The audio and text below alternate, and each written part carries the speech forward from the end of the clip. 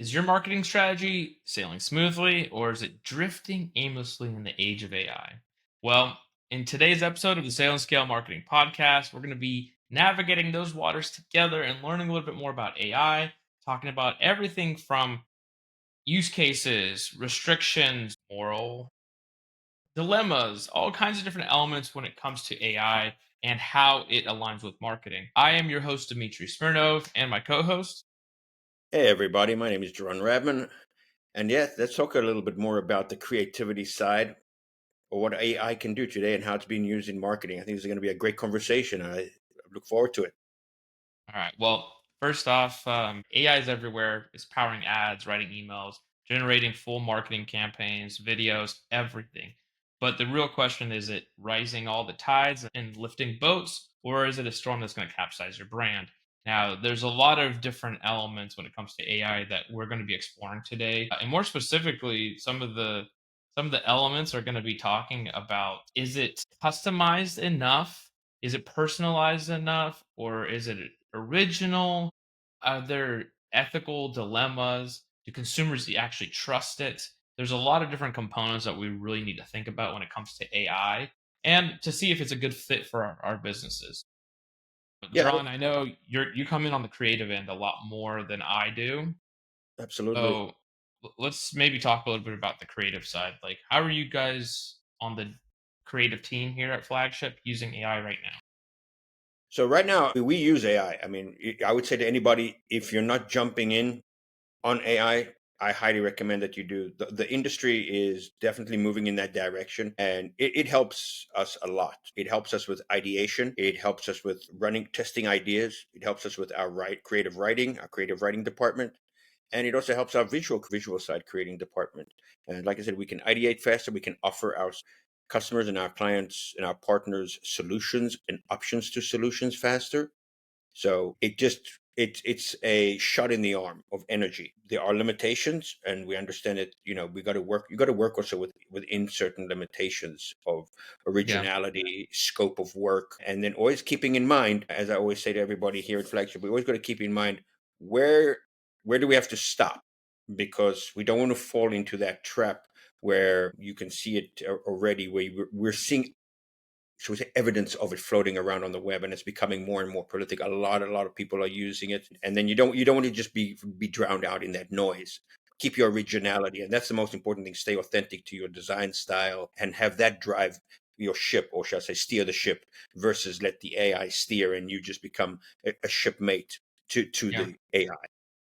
I think realistically, AI has become kind of like a replacer for a lot of people when it comes to marketing. They think they could replace everybody with AI, but that's one of the things that I wholeheartedly disagree with. I don't think you can ever take the human element out of marketing, or if you do, you're really not going to have very good marketing, in my opinion. What I've really come to realize when it comes to AI tools is they're just that, tools still. So once you try to use it as like a whole marketing department or as an agency for yourself, it's a little bit different because it's never going to have the same, I guess, impact as real marketing through somebody that knows what they're actually doing. Now, there's a couple little pieces here. So one of the things I wanted to make sure we're talking about is it revolutionizing marketing, but is it also sinking creativity? Because what I've kind of started realizing is less and less people think for themselves once they start using AI. I've even noticed that people deciding what they're going to eat. They'll ask ChatGPT what they should be eating nowadays. Ingredients, like I saw one genius way of using AI, which is giving it a budget, telling what store you're going to go to, and telling it to give you a meal plan and the ingredients to buy for the week. I mean, there's some genius ways, right? But now you're kind of just leaving AI to decide your life and your fate in some capacity. And the same thing is happening in marketing, where I've seen people just blindly following whatever the AI tells them. Hmm. But what they lack to realize is, like, there's a lot of nuances that the AI doesn't know about you or your business, that it's not going to automatically ask you those things or know those things. Now, if you tell it to ask you anything that's relevant to help it make better decisions for you, that's a different story. Even then, I've noticed personally that it will take the bigger, broader approach over the low hanging fruits every single day. Hmm. Right. So it'll try to tell you how to do social media and to do how to do videos and this and that, but it won't remind you that hey, you can do a simple, uh, you know, what do you call those? Those little yard signs sometimes in some industries, right? Like there's just so many small things that OG or real old school marketing used to do that still work today. We just Absolutely. don't see it, and ChatGPT doesn't think about that kind of stuff. No, no, it doesn't. There's always those the variables that AI is not taking into consideration when it comes to those things. And then when we're talking to a prospective client and you're branding and you're strategizing, you're working on so many different aspects that when you're talking to the client and you're understanding I'll say the soul, trying to capture that soul and bring that soul alive. Because when you capture the soul and the essence within the brand, you bring it to life. And it's just not this, shall I say, flat, dead entity. A brand is a living, breathing entity. And when people start a brand and they start a company, it's an extension of themselves. So if you want your brand to be flat and boring, then leave it flat and boring. That may be your design style. But if you want it to be engaging and fun and hip and colorful, and there's so many variables here. The same thing lends to when we're talking about the visual side of AI. As creatives, we have a vision in our head, and we're seeing it in all its glory, from the lighting, the color, the angle, what genre we're kind of thinking in our head, and we got to now get that out of our head, and we actually got to be better wordsmiths and understand how to put that into words into AI. And then you can literally think you have mastered the greatest prompt, and you hit enter and you're like, that's not what I was thinking. Yeah. Well, I mean, here's the thing. So it's like there's a lot. The main thing we've come to is there's a lot of variables, and most times people are not putting all those variables in correctly, or even thinking about every little nuanced piece of information that would dictate or change the outcome of what would be a better marketing decision. Now when it comes to the creativity side, there's a couple other points that I'd like to bring up. Is most people are using the same tools, same AI tools constantly. So what's stopping that AI tool from regurgitating the same thing over and over? But let's say even in design, I guess design is one of those things. It's very repetitive. I guarantee you, there's no way to be 100% original at this point because everything's been done in some sort of fashion. But a lot of these AI tools are still using templates. They're just using templated elements, and then everyone's just using the same ones over and over and over. Same animated effects, same animated, whatever that you're doing in videos, same caption styles, all that stuff is not unique to you. So this is where my thoughts on AI and originality. I feel like originality is not really there anymore in a lot of people's marketing because you can start seeing that like similarities between so many people's, I guess, strategy, so many people's design style, look and feel, things like that. Yeah, no, I would tend to agree with a lot of things are based on, and a lot of people have, I think, fallen into that trap where they're like, oh, I don't need a designer anymore. I can just go ahead and I can use AI and all these template generators, which is great. I mean, those of you who are getting into the world of graphic design and things like that, I would say to you where you're going to maybe be a better designer is if you actually do start learning AI and learn AI fast. Because today's day and age of the graphic designer entry level is not going to be somebody who know graphic design back, let's just say 25 years ago or 10 years ago. Today's graphic designer has to come into out of the box, I would say, even out of college, right into the workplace, know the basics of graphic design, understand the principles of graphic design, but they know how to harness that into AI to ideate and mechanicalize things faster, but then bring their own style and know, okay, this is where I stop, and this is where I take what I've got from AI and I build onto that in my style. But Well, if that's you where use I was going to a flat ask you. tool, So from the graphic side, right? Now, you've got tools that just use templates and generate graphics for you automatically. But I know you've talked about this on a day to day that Adobe and all these other companies, they're adding more tools for making your life easier while you're doing your own art or editing and things like that. Absolutely. So it's not automated, but it's doing things like, removing people from backgrounds. It's able to have a continuance of a background behind you or something like that if there was something that was being chopped out. So AI is able to do some elements now that would take you hours normally to try to do yourself, but it's not taking over the entirety of the design for you. So, like, what Absolutely. what are your thoughts on like those tools, and are those more prevalent and being used now, or are people sticking to the template stuff? I'll say from my experience, I mean, I was first a little hesitant about AI in design. I was like, oh yeah, it's just gonna make this is so cool. I can just tell it to make, I don't know, what was the famous one that they used when they showed I can't remember. I think it was Picasso when it came out. The very famous line was, "Make me a avocado a beanbag chair," and it made a beanbag chair rendered like an avocado.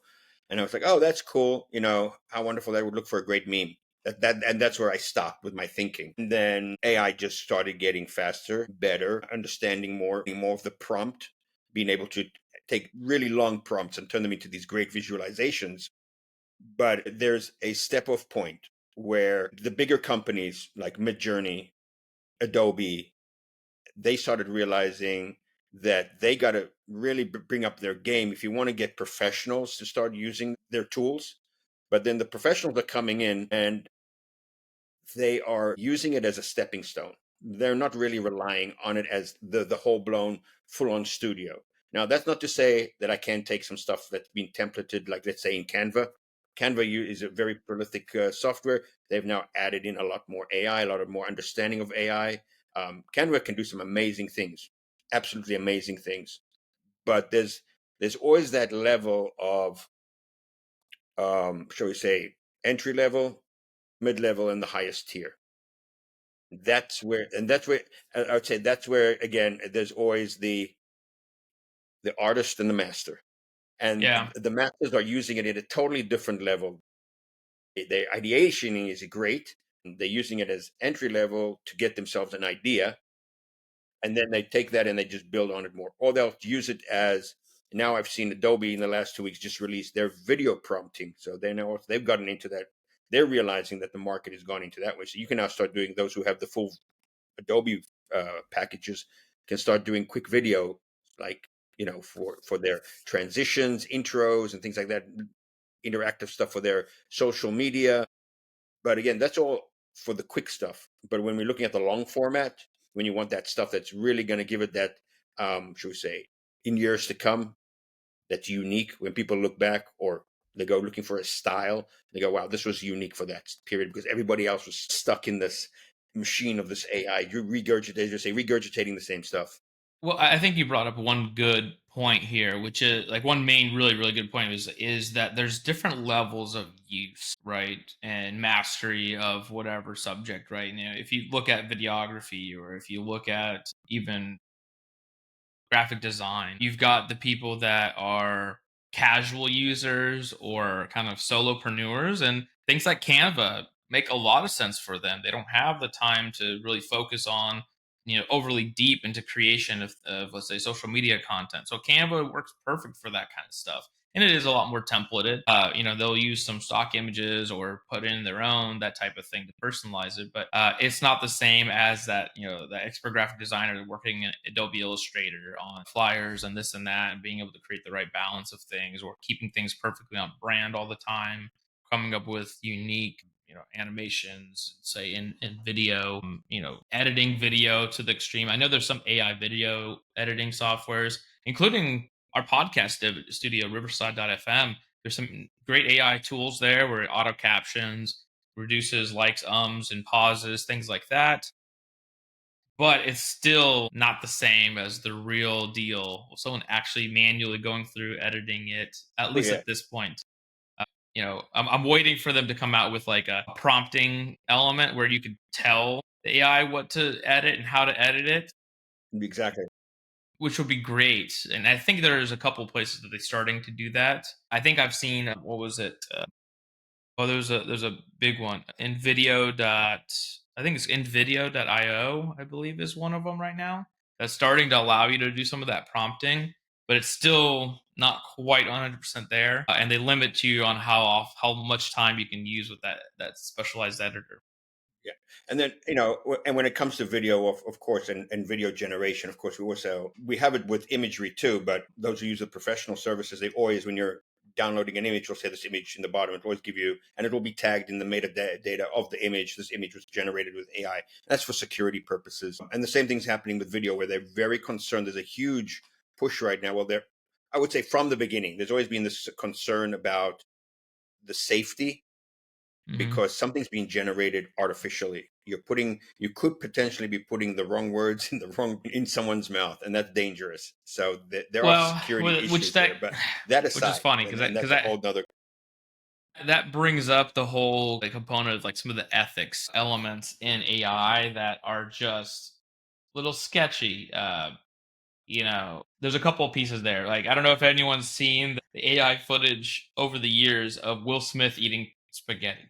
I don't know why that was a famous prompt everybody wanted to put into all these AI for video generation. The first one started really creepy, robotic, very strange, Right, right. like things phasing into itself, whatever else of him eating pasta. But the most recent one, and our editors can pull it up actually, like of before, like the earlier footages versus the more recent ones, they've gotten so much better with the video side of things, and like it is starting to look real now. The pasta keeps replicating, and there's some things in the background still going off weird, but I think they're starting to get rid of the six fingers and getting back to the roots of like, hey, five. I mean, let's look at it. I mean, just during this last election cycle, those who were very involved with social media during the election cycle and were following and seeing what, really involved in the election cycle itself. I can say on social media, especially like on X, we were seeing a lot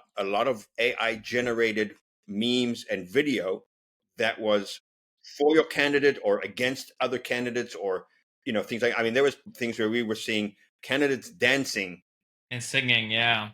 and singing. World And let's face leaders. it, they don't Mhm. sing and dance. And there's some really, granted, those who have seen these videos will know, of course, it's AI, because your mind knows that it's AI, but it's still very interesting. And the depth that people have gone to generate these videos. I mean, because you have AIs who are AI, like, okay, Chat GPT is considered to be one of the standards, for what it can do and all the plugins that it's got. And you got like companies like Perplexity, who are known more for their, should we say, text and writing and should we say analysis of things like that. But then, not for nothing, the AI by Elon Musk is Grok, which is absolutely amazing. If anybody hasn't tried it out, it's on the X platform. It's free. You should check it out. And then, Apple just released, well, shall we say, they just made Siri into an AI on the Apple platform. So all those who are upgrading, or if you're on the Apple platform, will start realizing they've now got this totally ability to implement AI across their entire cell phone, OS, yeah, OS, MacBooks. desktop. But it will help you from writing your emails to generating imagery for your email. So that's the direction that AI is going. But if we rein it back and we come back now to the marketing side of it, it's, should I say, it's still questionable, as you say, where we want to, shall we say, stop, because as we're Well, saying, where does creativity start and end, and where's reality setting in? I agree with you that about like utilizing the AI to create deep fake videos, and that's what they're calling deep fake videos. oh, that's now the thing. I'm learning some. There we go. I learned something new. These are now the new tech. The Well, terms, the terminologies are also just which amazing. which brings up though, like let's think about it this capacity. What's stopping people from creating AI generated influencers and social proof? Right? Like one of the things that we push a lot is like, hey, make sure that you have testimonial videos, this and that.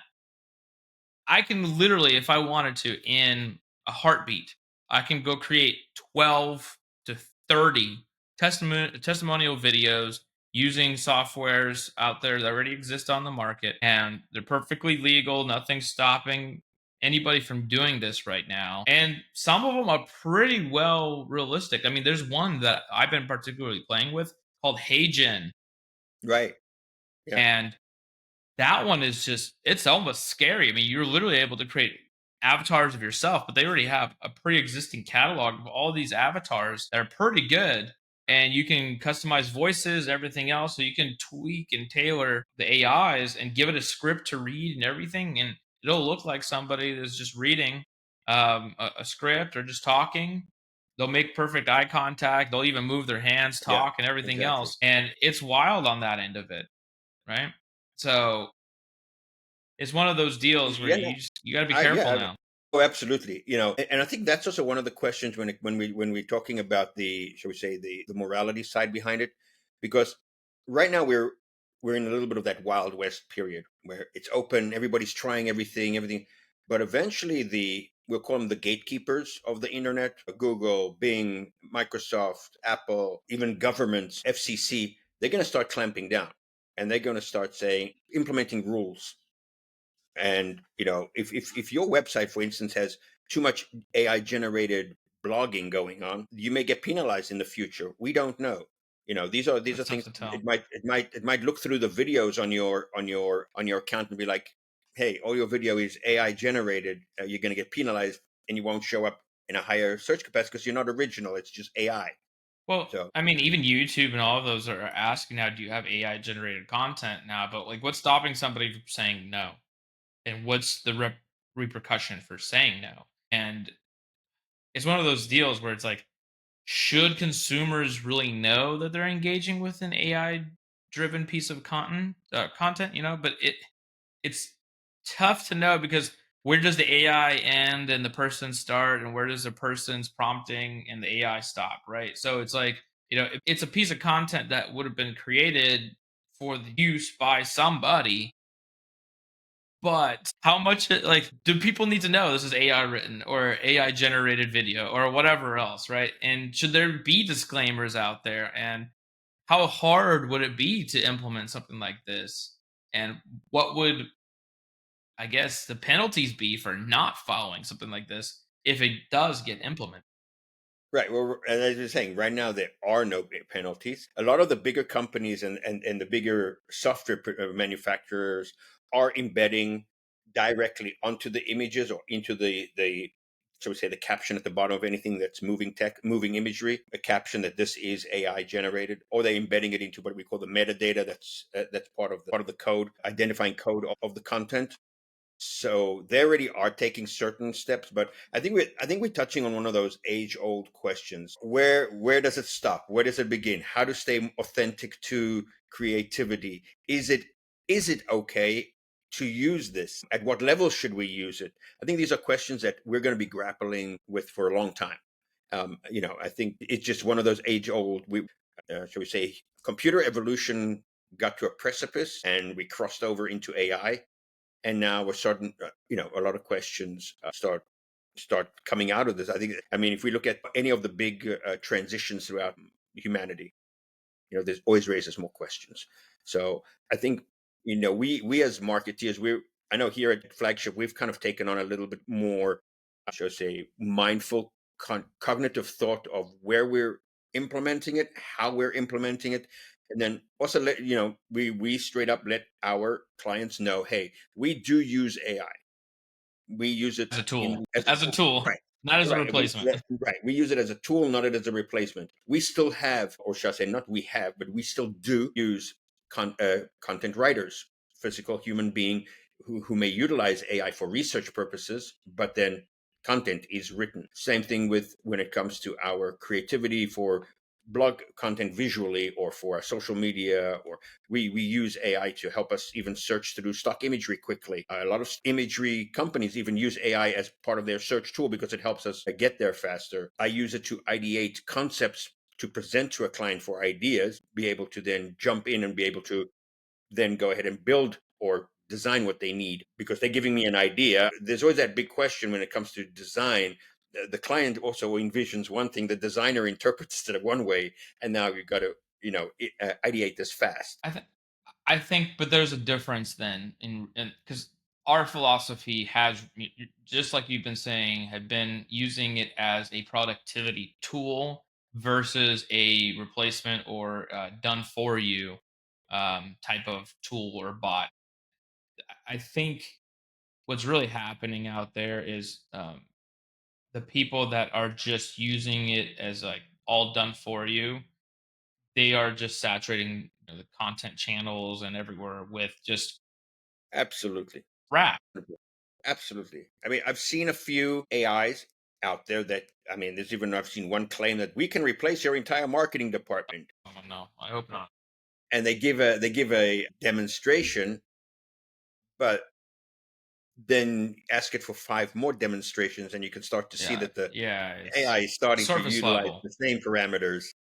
AI is very impressive on the surface level always, and then once you dive a little bit deeper and you know the differences and the nuances in your industry, AI just doesn't hit it. I mean, it falls short usually because it doesn't know what you know, it doesn't know what your consumers know. You know, it's honestly, AI is naive. It doesn't. It has access to all this information, but it doesn't know how things work from a human standpoint. So it'll never really fully grasp anything or be able to really connect with your target audience or anything else like that. Now, it is so great for that time saving element, helping you with the research, helping you with outlines. Perfect example, the outline for this entire podcast episode, AI generated alongside our inputs.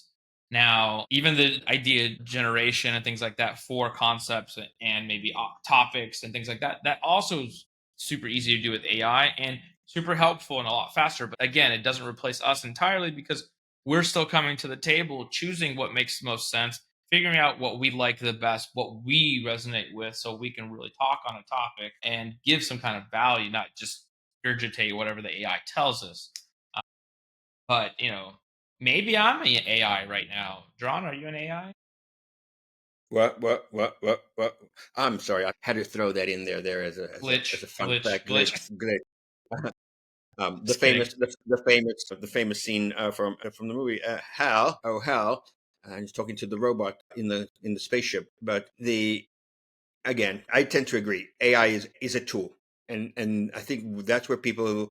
I think a lot of people are freaked out by it. They think that this tool is going to, I don't know, replace them in some sort. I'm sure from a creative standpoint and from a marketing standpoint, or from a visual conception side, painters feared the camera. They thought it was going to replace them. And when the camera was invented, because painters did the portrait imagery of everybody, and camera photographers started doing portrait photography and things like that. So it's evolution. It's a sign of the time. But again, it's knowing how to utilize that tool, knowing the limitations of the tool, the ethic. I think being ethical Ethical, yourself, yeah, boundaries, yeah, yeah, creating boundary boundaries because yourself, yeah, absolutely, well, I mean, but then again, if we think about it from the ethical standpoint, it's like it would be like saying cars should be not around because you're putting horses out of the job with the horse and buggies, and like the same thing with the artists and the photos and the photographers and the cameras coming in and replacing them. I mean, it's just like you said, it's evolution, but at the same time, it's like where does that moral dilemma of like, hey, what can really be replaced and what can't? Now, do you draw the line at replacing people with robots and AI or no? Right? yeah, I think we're at that point in yeah, technology where it's like, yeah, we're not replacing like one little thing of our life. You literally could start replacing people and jobs, right? I mean, they've already absolutely, done it with robotics. I yeah, mean, they're already testing out, let's say, a McDonald's or a fast food joint completely autonomous and being run by robot chefs. yeah, absolutely. I mean, I know that I saw. This was about a year or two ago. I already saw there was a test by Pizza Hut to make an entire kitchen robot making pizza. The entire kitchen was robotic. People said the pizza tasted okay, tasted the same, but again, I think that kind of takes away again that human interaction where we as humans still expect it to be or have an expectation. Now, I'm gonna pose a question for you and also for the audience. Anybody that's listening, what is worse? Okay. A piece of content that is so obviously AI and bad, or a piece of content that is so good it's indistinguishable and you can't even tell that it's AI. What Oh, is scarier or worse? I think I would go with option B because you never, it's so eerily good that you're like, is that AI? Or now you're starting to, Well, and that's where we're heading that way right now, right? And things are getting better and better and better and more indistinguishable from reality. But that's where that whole ethical dilemma comes in with, deep fakes and this and that, because personalized, real looking content is of people, right? Not cartoons and this and that, right? Normally. And once that line is blurred, that's where the regulatory pieces are going to have to come in, because it's like, if you got a video of, the president making an announcement on what looks like the news, disseminating across social media, people blindly listen to things like that. They don't even do any fact checking right. Yeah. nowadays, so it's like, whose responsibility is it to make sure that everything's done properly and ethically? That's where I think AI is just becoming a very scary piece, right? And then also you've got other ethical dilemmas. Like, perfect example, and there was actually some outrage about this. So there was a TV show by Disney's Marvel. It was Secret Invasion, okay? And their entire intro segment for the show was AI generated. And this caused a huge uproar with people. And this is like a year or two old now, right? A couple years old, but that whole component, like, people felt like that shouldn't have been AI driven. Number one, it sucked. Okay, I'll tell you that for sure. As a Marvel watcher, I was like, I didn't like it. I was like, this is cheesy and some weird AI looking crap. Right? It was like faces were blurring and this and that. It's supposed to be kind of like cartoonish, weird, like morphing elements into it, but it was just so, yeah, like, it was bad. But people will also, if you forget about, like, that was somebody's job that they Yeah. cut corners on and they didn't spend money on to pay somebody to do it professionally. So it's like in Hollywood, I know people had outrage on certain things like that. Sure. They've been in Hollywood. I mean, not too long ago, the Hollywood writers, the entire Writers Guild went on strike because they were basically concerned that AI is going to replace them.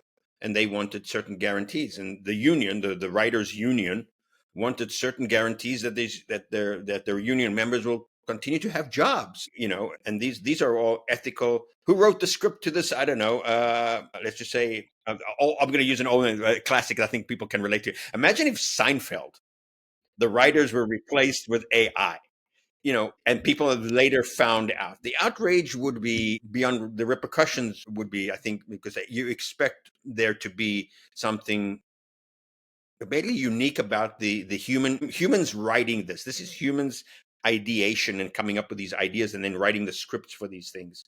And it's the same thing now. I mean, we're looking at a lot of AI being used in movies, and boy, it's everywhere.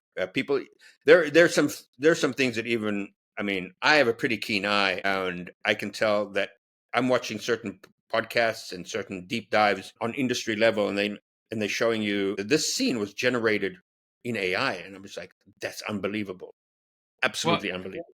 well, you've got that. So I know that you mentioned about, like, the whole Writers Guild getting upset and all this and that. There's nods at that as well. Like, I don't know if you guys watched She-Hulk from Marvel as well. There's a whole, like, obviously they do the fourth wall break all the time. At the end of that last season finale, they found out that the writers for Marvel was just an AI. It was like a whole joke. But it's like, is it though? I mean, has anybody actually listened to those scripts and watched these recent films? Sorry, Disney. Whatever's going on there, it hasn't been so hot for you guys. I mean, people will continue just to be, consumers, and they'll still watch it. I'm guilty of this too. And I guess until we stop watching that kind of crap, is going to go on and more and more and more. But at the same time, it's just like it's like where does that creativity like come back in from personalized point? Because I get, like I said, people just start replacing their own thought processes with AI now, right? So it's a little wild, what direction we're going. I mean, are we all going to be just led by AI, or what's going to happen? And to bring up a whole nother piece is, if the AI creates this, who owns the intellectual property? Because AI is notorious for stealing concepts and ideas because from other pieces of art and literature and everything else. So it's just, who owns it? Like, we all know in marketing, good luck getting a copyright on an AI generated logo. Good Absolutely. luck, right? Like, how far does that go, right? Like, how is intellectual property law going to be affected more by AI, right? Like, there's so much that is going to be having to be rethought and changed moving forward in the next year, several years, because it's AI is literally making its way into every facet of our lives. You're literally going to be having AI in your smart refrigerator in the next 5 years. In fact, they just announced, I think it was a couple of weeks back, they sent the promo videos out for Alexa, was it Prime Plus or Alexa Plus or something like that. So we're now, just like you were talking about Siri getting an AI boost, Alexa in your home, which, stop listening to me, Alexa. Okay, stop listening. Yeah, you hear that little dun dun. Okay, that was, see, they're listening at all times. But there's going to be a new interface where your Alexa is going to actually be able to just talk to you like a normal person would, just like you could with ChatGPT and their more recent developments, where you can just have conversations with it, talking about your schedule, talking about what to add into your shopping list, asking what kind of recipes you can maybe come up with based on the ingredients in your fridge. Which, there's a whole Samsung fridge now that just takes and has a camera that uses AI to scan what you have and you don't have in your fridge, right? So it's just like so many facets of our life that are already being just hyper digitized, and literally probably no privacy, because imagine if they know what's in your fridge, they definitely know what's in your house. I heard Amazon Streetwalk, they literally map your entire house using like different frequencies, right? So, like, where does technology end? Are we going to be having to wear tinfoil hats soon? Well, So there are AI, people. I mean, done and then you've seen them. I've seen a few in major cities. You'll see people walking around with masks on. These like white, they just plain white masks over their whole face. It's to confuse the cameras. street cameras, Yeah. because surveillance is on in today. So taking it to the extreme, absolutely. And then again, I've seen interactive billboards in Japan. There's one very very famous one. I can't remember. I'm not going to break my teeth here trying to pronounce the street corner that it's on. But when you look at this animated street, billboard, it wraps around the side of a building, and it literally has been created that it looks like some of the images or the dragons are jumping off the screen. And to the naked eye, it looks almost real. But then they say that if you're wearing any 3D glasses and you go and look at it, it becomes a whole interactive advertisement. So AI is going into the world of virtual reality. Forget about it. It's everywhere. You know, and again, so I think as us as marketeers, we always got to keep a mindful eye on what the, shall we say, end result is. Who are we targeting? What are we targeting them with? How are we targeting them? Again, what level do we want to engage and have AI helping us, aiding us? I call it another tool in your toolbox versus becoming the toolbox. I think that's the trepidation that I think we all need to keep in the back of our minds. Yeah. Well, we had, I mean, there's all kinds of things that are really going to go on, I think, with AI and technology. It's going to keep evolving and keep evolving. And one of the things I know one of our previous guests talked about is that there's going to be a one person company that gets to $1 billion with one employee very soon. And I mean, I believe it. Now, on the marketing end, it's a little tough to replace the entire marketing team. But then again, you could just outsource that to an agency, and you don't need another person hired internally for that, right? You can kind of manage it yourself. So it really could be the direction we're going. Now the question is are you going to have one person marketing agency that can compete with huge advertising firms like like the ones that represent Coca-Cola and these large corporations. Maybe, maybe not. I don't know. But it's the tools are getting really scary. I mean, they're getting pretty advanced at this point. The tools are getting very advanced. Some of the major players who in the beginning were a little bit hesitant have already all got their hat in the ring. I don't. I'm just trying to think offhand if any of the major players or software developers that we use on a day to day basis are not in the game. There have even, as you know, companies that have been spawned because of AI that are actually clawing away heavily at market share of these more traditional companies, and that's why they got into the AI business, because they realized they're losing market share. They're losing the ability to keep up with what's going on and the demand. Right now, there seems to be a vicious demand for AI, and this could just be because, as we say, new shiny object everybody wants to play with. They may become. We may get to a period where we get that what they call the classic pushback. These are all questions that we're just raising right now in the conversation that I think I are good mean, to have. I can really tell you one place that I'm getting real tired of AI popping up, which is on my damn phone, calling me with those stupid robocalls, and they try to parade as if they're not an AI, and they'll tell you, "Oh, my name's John, and I'm calling to about your open enrollment." Like, no, you're not, John. You're a robot, and you are wasting my time. But one of the things that I do follow is the development of voice AI and using it for things like outbound or inbound calling. Now, one of the use cases that I do believe in, I think AI is perfect for, is a auto receptionist. Long gone are those days of press one to reach the operator, and instead you're going to have, what is going to almost feel like a person just talking to you, asking what your problem is, and then guiding you to the right person that can actually help make decisions or whatever else. Or sometimes they'll just help you with a knowledge library, whatever. So Right, that but already exists.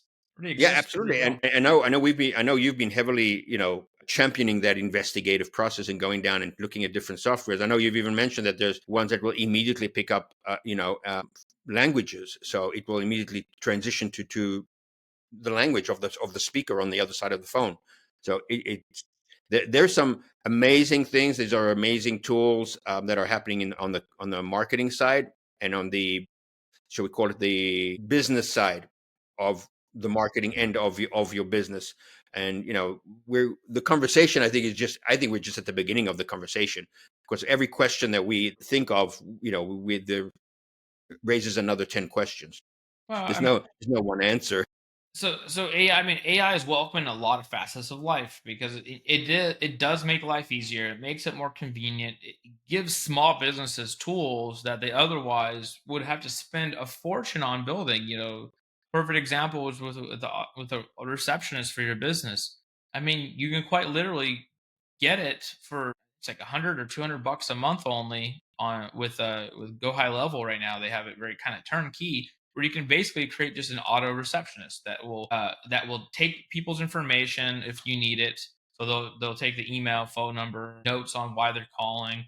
They can transfer them to your different extensions and lines. It can even trigger automations using the automation features inside of Go High Level. So perfect example. One use case that I'm personally exploring is instead of asking the AI to take all the information on that person to try to schedule an appointment, have the AI be able to just ask, "Hey, would you like us to text you a link to self book an appointment on our schedule?" And it'll just automatically send a link straight to that person's phone number that they're calling from, and they'll be able to click self book and get right onto our calendar in no time instead of having to talk to a robot the whole time, right? So I mean, there's so many different things that you could be doing. There's also, well, this is where it goes back to that ethics piece, the auto dialing bots that go outward. So not just inbound calling when it comes to marketing, but outbound too. On the outbound side, that exists too. And just like I expressed my deep hatred for it because it's not very good yet. But it's coming. You're gonna eventually have salespeople calling you that's not even a real person anymore. Yeah, Disguised absolutely. with a real voice. They have intentions and goals. and it's getting better and better and better. I mean, I can tell you in the 2 or 3 years I've been tracking it, when it started out, I was like, "Oh, this is ugly and robotic," and now it's like the voices are a lot better. The pause is gone. There's so much more going into them now that you're just like, it's starting to get difficult to distinguish from the real thing. And if you don't know what to look for or listen for it, you can get caught into that trap. Now, whether or not people are going to accept this as the new norm, that's a different story, right? Because that's, if there's a pushback from the market and whatever else. And honestly, I think those are the types of things that we as consumers do need to start drawing the line. What is too much AI, right? And how can we vote with our money on what is acceptable and what's not? Let people, continue walking all over us with AI generated stuff, or do we want the human element back? Do we want to pay more for the human element, right? Like, how is this going to work? Is just things that are done by humans going to be a lot more expensive and just maybe a Yeah. niche market now? Well, I mean, I Or can give you. Yeah, I mean, on that note, I can give you a few years ago in the modeling world, there was a big pushback about body size, should we say, diameter of body, the models, their look, and then there was this whole breakout into a lot of the bigger modeling agencies and a lot of the big name clothing brands started using what they would call regular people, or shall they called it regular sized people, because for those who don't know, professional models, especially female models, they're size 0 or size 1 or 2 maximum. Ladies out there listening to me will know what that not super realistic. it's unrealistic versus the average person. From what I understand, average lady is a size 6, 6, 7, and they started using people of this size. And now, I hate to break it to people, I've already seen ads where leading brands are using AI models in social media to do basically exhibit their clothing line. So it's all AI. So Well, are we going to be accepted, or will there be pushback? it's talking about the whole model thing. There's a whole movement of people creating fake social influencer personas of women or men or whatever. They would make them look very model like. They would mimic features of real people that, Absolutely. and they've created whole money generating machines. It's like a virtual e-model basically. They make money off of it. They have it creating all these different photos, building a following on social media platforms, monetizing that as well. It's wild, like what's happening with some of these elements in AI. And you're right, that whole component of AI being able to start now personalizing your experience, even for something like shopping for clothing, right? Well, Could be as I interesting. said, Alexa is listening to you. I think my Siri is listening to me. And maybe soon one day my Siri will call your Alexa. They'll have a conversation, then they'll let us know what they talked about and agreed upon. And and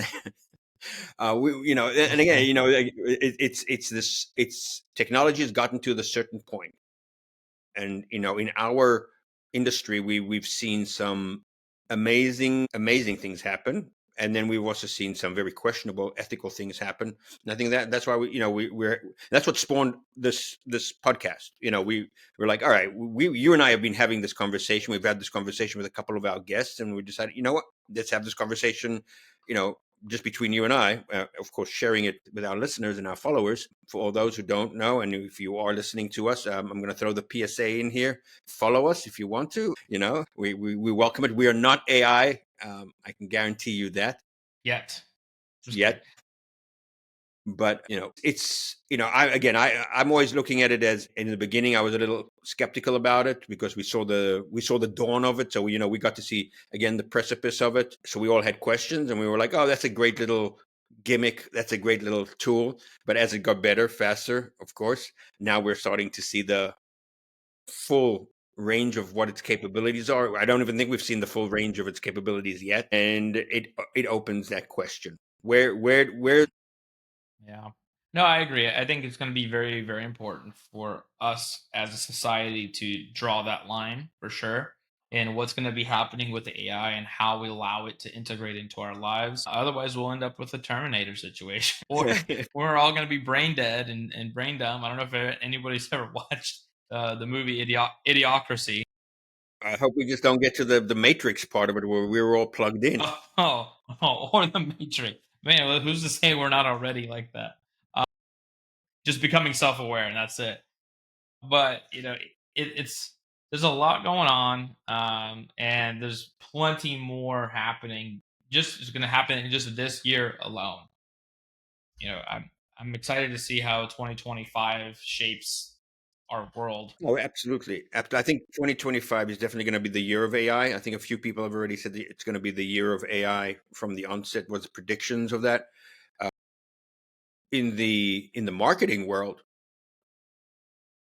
As you get, a lot of questions are being risen. I think it's also on the side of the consumer and those engaging with marketing firms to ask about AI, how much you engage with it, how much importance you want to put on it. Maybe you're a traditionalist and you're talking to a marketing company and you'd say to them, I would like for you not to use AI. I would like it to be, you know, I don't know, every marketing firm that I've run into so far, they are using AI in some capacity or other, but maybe you're not. But understand your the use case of it, how it's being used, what they're using it for, how they're using it, the ethical part of it, and things like that. So, us as consumers, I myself am and Dmitry, at the end of the day, we're also consumers beyond marketeers. We walk around, we see it also, and there's certain things I would like, wow, that's a little sketchy because that's AI.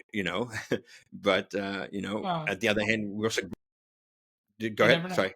Well, no, I was Yeah. gonna say you never know where it's gonna go, and either way, you got to follow it and make sure you're aware of what's happening, because whether or not you like it or not, it's here and it's here to stay. Now, you could either have a voice in how, where that red line is drawn, or you can stay silent and just watch it all evolve around you and have no say in it. So it is super important that you do interact with it, learn it, understand how it works, what it does, and then figure out where you want that to stop. Because there's even a perfect example in your phone.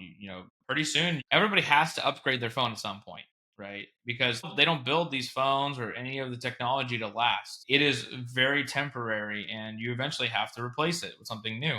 Perfect example, you might have an Alexa right now as a speaker for your house so you can play music, but it's coming. You're getting the Alexa Plus. It's going to be in your house in the next, within this year. And that model is a lot more, I would probably like to say, a lot more intrusive. The previous version, just it takes commands, like simple commands that you would tell it, right? But the new one, it's more of a regular language model, and who knows what it's going to be picking up and listening to and interacting with on a day to day now. And not to say that they can't already do that, right? So Yeah, I mean on the technology side, they call the LLM, the learning language model modules, is getting better, faster. It's becoming smarter because millions of us are interacting with AI every day, and it's learning from us. We do, shall we say, it has a little bit of that Skynet ability. It's learning us. It's starting to ideate faster. Of course, all these dilemmas, all these questions then start arising again. What's that red line we talk about? Where do mhm, everything is being built into it? Today, even cars have AI built into them. all So good. Yeah, they're listening everywhere. it's on, it's listening, and it's learning. So yeah, it's a question. And the next time that you get that weird sneaking suspicion that somebody's been listening to you because you mentioned something, and all of a sudden that product is showing up right on your Facebook page or right in your Amazon for you or whatever, it's because they're listening. And you probably didn't read that user agreement, and I guarantee you it says something in there about them listening and personalizing their marketing towards you based on what it hears. So careful. Marketing is adopting, and it's getting highly data driven, and even right now it's you can create lookalike audiences, all kinds of other elements using AI very easily just to do the proper targeting. So imagine what's going to happen if more and more companies get access to that data that ultimately is being gathered on you every single day, whether or not you like it or not. And you're going to see marketing evolve to really personalize itself around you. Absolutely. Yeah. Yeah. Marketing is going to rely. I mean, at the end of the day, marketing is all about data points, and we rely a lot on data. I mean, at the end of the day, the numbers tell the story of how we're, driving down or shall we say, driving the bottom line, or getting those answers that our customers and clients and partners are looking for. And the more data we can harvest and understand, the more proficient we can be and effective we can be for our partners, clients, and customers.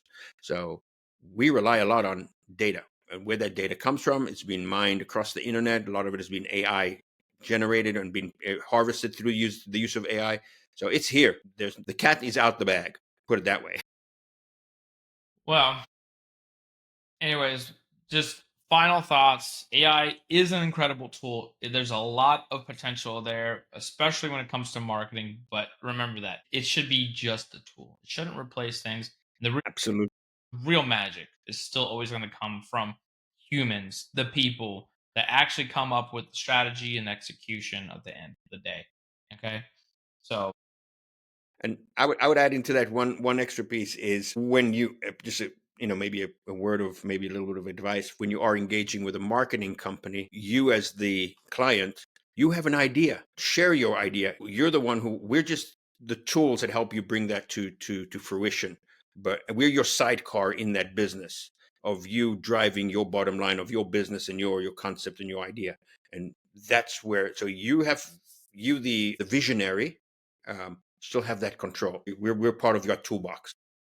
and if for any of our listeners here today, if you want to future proof your marketing strategy, or if you just want some guidance and assistance in trying to figure out where does AI play into your business, feel free to reach out to us. We'll be happy to sit down and figure out how marketing could be affected by AI for you and your business itself. We also offer all of our prospects and clients and everybody a 6 month go high level trial, which is worth $600 realistically. So $600 for free by just going to the link in our profile, and just make sure you go there, claim that trial. There's a lot of AI tools within Go High Level CRM, kind of like what I was talking about before, the auto receptionist that can trigger automatically any workflows. Those types of things are built into there. There's content AI inside of there. There's email drafting AIs. There's all kinds of different little like tool sets that can help you in running your day-to-day marketing. So be sure to grab that free tool from us for the next 6 months and let us know how it's helping you run your business a little bit better and utilizing that technology. So, anyways, to wrap it up, thanks everybody for tuning in.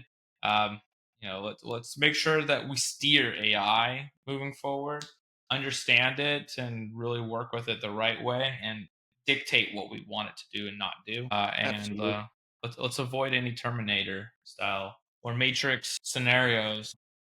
All right. Yeah, absolutely, everybody. Thank you for listening. Thank you for tuning in. It's been a pleasure. Hey, and if you have any ideas, or ideas you'd like to hear us talk about or concepts, drop it to us in the chat or send it to us in the bottom in the comments, or feel free to find us on our website. Say, hey, if you got any feedback or ideas, let us know. We'd love to talk about it. Well, thanks so much.